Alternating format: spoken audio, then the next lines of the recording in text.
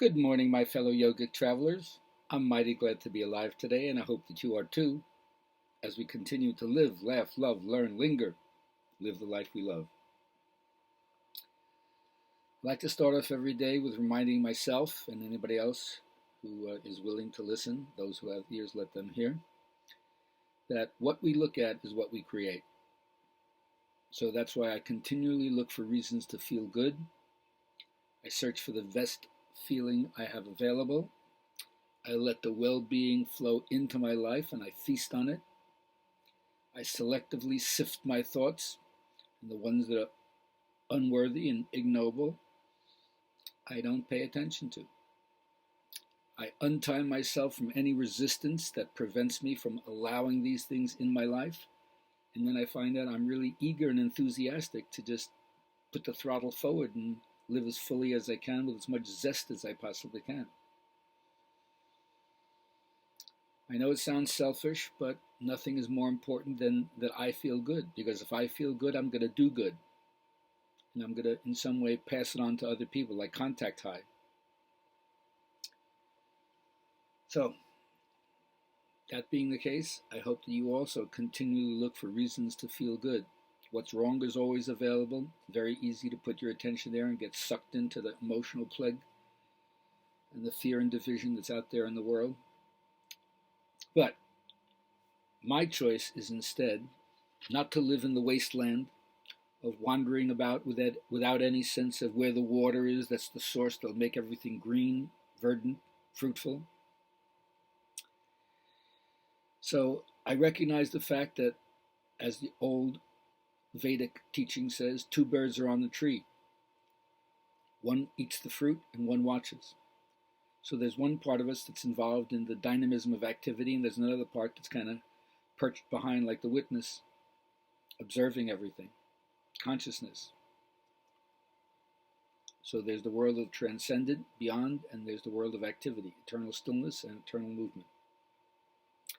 So I spend more time in my imaginative world. I found the myth that hits my heart. It reveals to me a dimension of my own spiritual potential. And by finding the dynamic source of my own life, the trajectory of my own life is out of my own center now. I no longer just do what was put upon me by society. I got rid of the primary mask and then even the antithetical mask of the rebellious part of a teenager. And then I learned to socially coordinate what was going on with me. My commitment to life is my commitment to my own life. And so, like everyone else, I struggled with the conflicts, but I learned to go beyond dualism, beyond thinking, beyond the verbal mind. And I accept the fact that there's going to be a game, right? No tennis match without the net between us. We set it up in order to have adversarial relationships to bring out the best in us. So contrast serves us. So the key is to keep up your practice. Results are not fast. You got to put in your time. You can only live a year in a year's time. So that's why I suggest everybody start it when you're younger. But then the gospel of good news, it's never too old to find the salvation, the redemption. So it's not about chronological age, but you put in more time and things accrue. It's not a hit and miss practice. You do it consistently and then you see how it benefits you.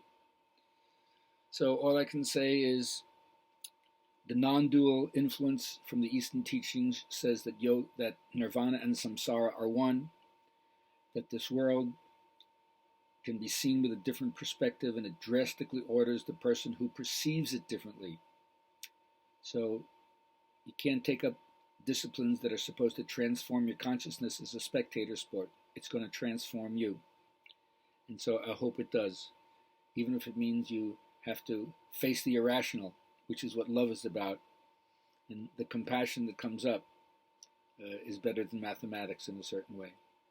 So enjoy your day, and I hope that you join us tomorrow as we will have our next Good Vibrations yoga class, the theme being Jnana Yoga, as the second class in the series of Dancing the Four Quarters.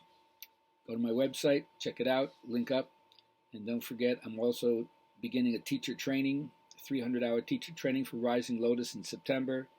And then once Labor Day comes around, we'll be taking registrations for our 25th year at Via Shanti in Mexico. Go to GabrielHalpern.com, check out the